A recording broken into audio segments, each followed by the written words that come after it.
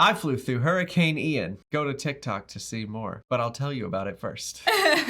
Yeah, I went to Miami to help out at the National Hurricane Center. So everything to do with hurricanes funnels through the National Hurricane Center. All the warnings, the watches, advisories, everything to do with a hurricane goes through that office. Adjacent to that is the FEMA office that's in charge of the natural disaster response. So they can work together and collaborate. They've got forecasters there that work on the ops floor. Then they're the ones that actually make the little cone graphic that you see on your news station. Everybody has to follow what the National Hurricane Center says. They're literally legally not allowed to tell you anything different. It's pretty cool to see all of them working around the clock.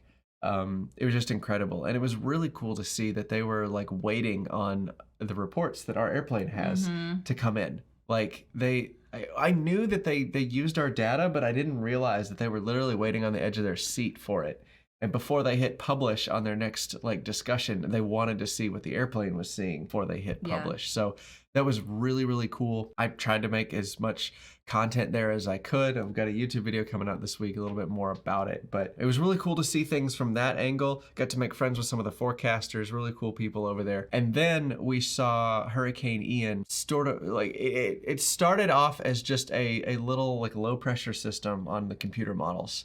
Nobody knew, nobody saw anything, nobody knew it was coming, but the computer model said, hey, there might be something spinning up. And so as it got closer and closer, we did some recon on it. I watched some of those flights. And then when we saw that it was going to be a big, bad hurricane, I needed to get out of town. There was still a threat that it could hit Miami. I couldn't get stuck in Miami. So I got on a flight and I went to Mississippi and I was able to fly the storm. So it was a really cool perspective because I got to see Hurricane Ian when it was not even a whale fart over the ocean. And then it turned into massive, super powerful major hurricane that hit Florida. And really terrible. Our hearts go out to anybody, if you know anybody that's been affected by it. But it was just really crazy to see it from the beginning at the National Hurricane Center and then go back and then get to fly it before it made landfall. And then after it made landfall, I made another flight through it on its way to South Carolina.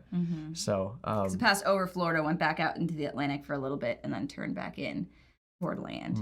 So I made plenty of TikToks about it. And Ian was interesting because I felt like we were watching it from the very beginning. So I mean, it was really cool. But yeah, that was basically my last 2 weeks, and it was kind of humbling, but also a lot of fun in some ways. So really great experience. Can't wait I hope to go back to Miami one day. That was such a fun experience. I hope you get to go. Yeah, I've been wanting to go for a while to the National Hurricane Center. I worked in the office that handled the data coming in from the aircraft. So there's an office there where all the data comes in from the airplane. We iron it out, make sure that it's all clean and the data is good. None of the instruments are malfunctioning, which is what they do on the plane, but redundancies. Yeah.